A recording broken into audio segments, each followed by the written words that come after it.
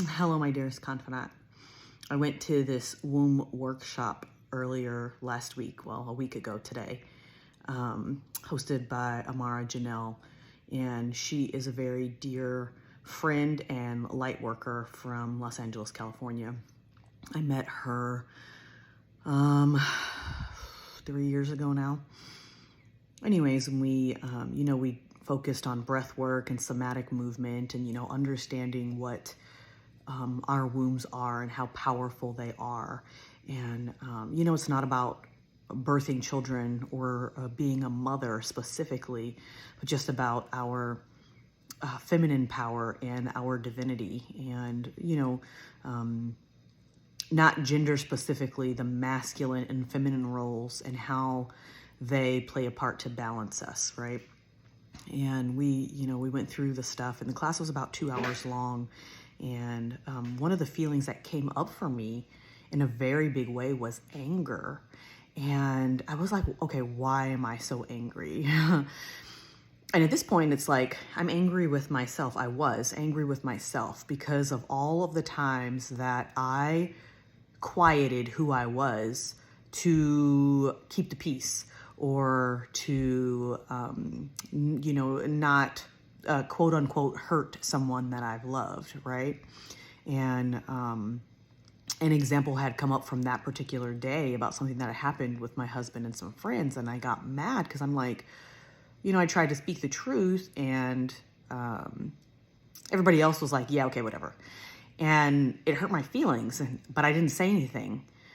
And, I realized, well, I should have stood up for myself in that moment. I should have questioned it. But it's like, you don't want to make a scene in public, or you don't want to be ganged up on, or whatever that is, right? And so basically, my anger was righteous anger, but instead of directing it at being the victim, I directed it at myself, which was much more cathartic and healing, because then I was able to see my part that I played in that scenario, right? And then apply that to myself in other ways. And, there's a lot of things going on in my life right now that I have just let slide because I'm like, the universe will take care of it. The universe will take care of it.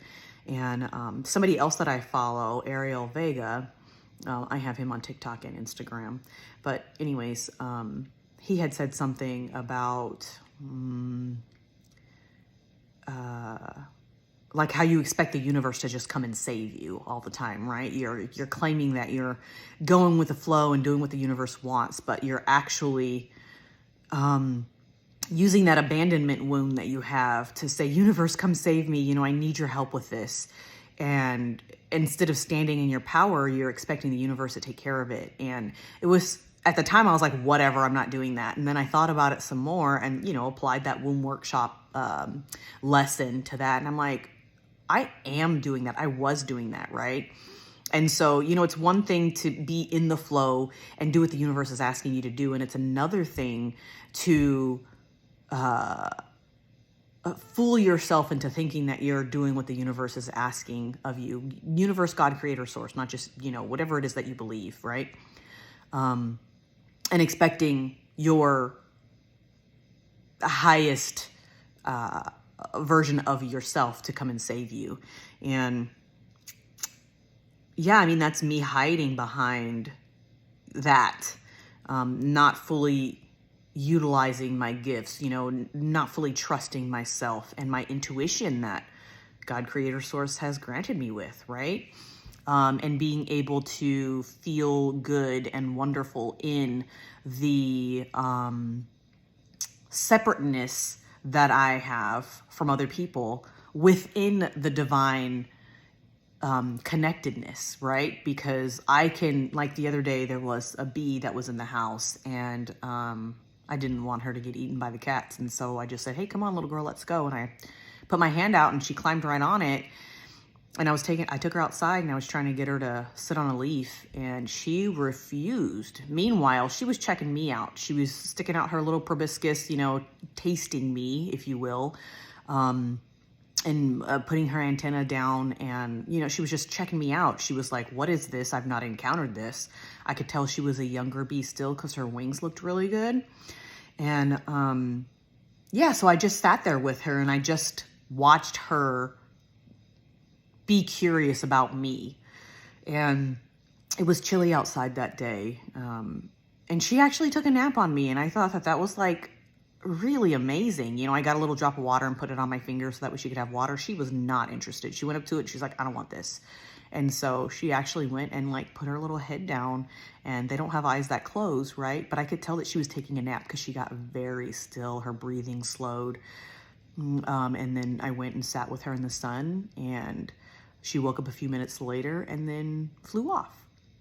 But my point in telling that story was like, I am connected to the bee by universal forces, right? We are all part of the same, but I don't experience things as a bee. And so I am not a bee. And just like I am not my husband, I am not my friends, I am not my children. However, we are all connected, right? And so I need to feel confident in that separateness. And I hadn't been, I had been hiding. And so, I keep saying I'm not going to hide anymore, but the universe keeps revealing to me very gently, but persistently and in a very forward moving way, how I still am hiding. And so this 12/12 portal new moon, my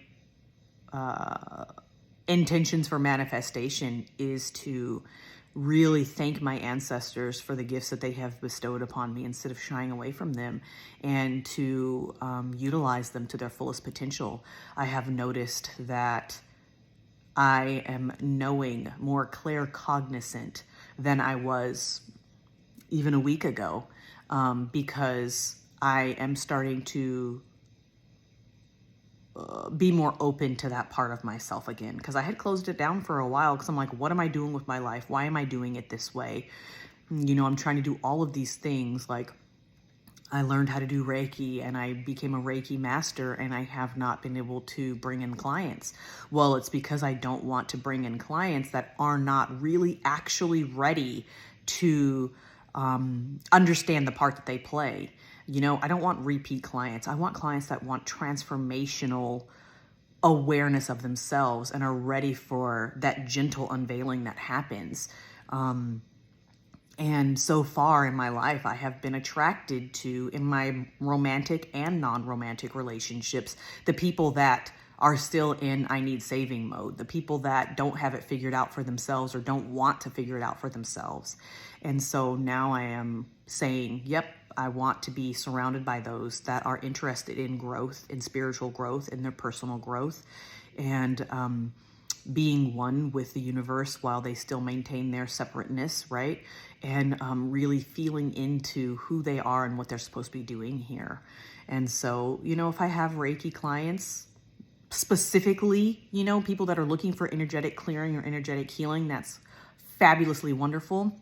But in the meantime, there are many different ways to utilize my energy in a way that is helpful to other people without it being called Reiki, right? And I understood that, gently, especially with my animals. I mean, another really short story.